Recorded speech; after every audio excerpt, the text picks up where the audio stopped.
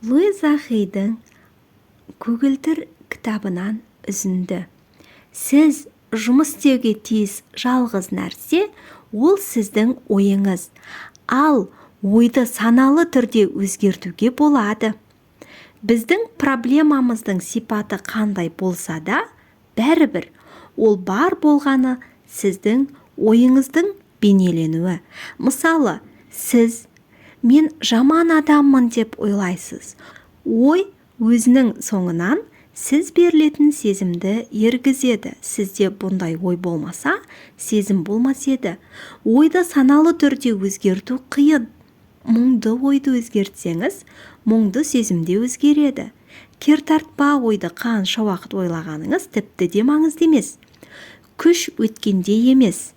Әрқашанда осы сәтте, сондықтан да тура қазір азаттыққа шығыңыз. Күш бастауын әрқашан қазіргі кезден алады. Осы кезге дейін өміріңізде болған оқиғалардың бәрі де өткен тәжірибелерге негізделген. Сіздің танымдарыңыздан туындаған. Ең маңыздысы, қазір сіздің нені ойлап, неге сенуді өзіңіздің таңдауыңыз. Бұл ойлармен сөздердің сіздің болашағыңызды жасайтындығын әрқашан есіңізден шығармаңыз.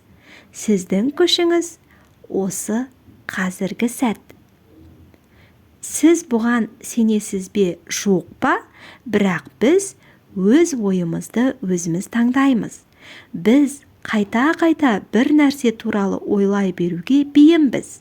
Сондықтан бізге өз ойларымызды өзіміз таңдайтындай болып көрінеді. Біздің белгілі бір нәрсе туралы ойлағымыз келмейді. Біз өзіміз туралы қаншалықты жиі жақсы ойлағымыз келмейтінін есіңізге түсіріңізші. Ал қазір өзіміз туралы жаман ойламауды үйренейік. Осы планетадағылардың барлығы да мен білетін, мен бірге жұмыс жасайтындар артық кем дәрежеде өзін кінәлі сезінуі мен өзін өзі жек көруден жапа шегіп жүргендей көрінеді. Біз өзімізді қаншалықты жек көрсек, соншалықты біздің жолымызда сәттіліктер де аз болады. Иә, тыңдарман, келесі шығарылым көгілдір кітаптың жалғасы болмақ. Ендеше қолдау білдіріп, достарыңызбен бөлісе отырыңыз. Қолдау білдіргеніңізге рахмет.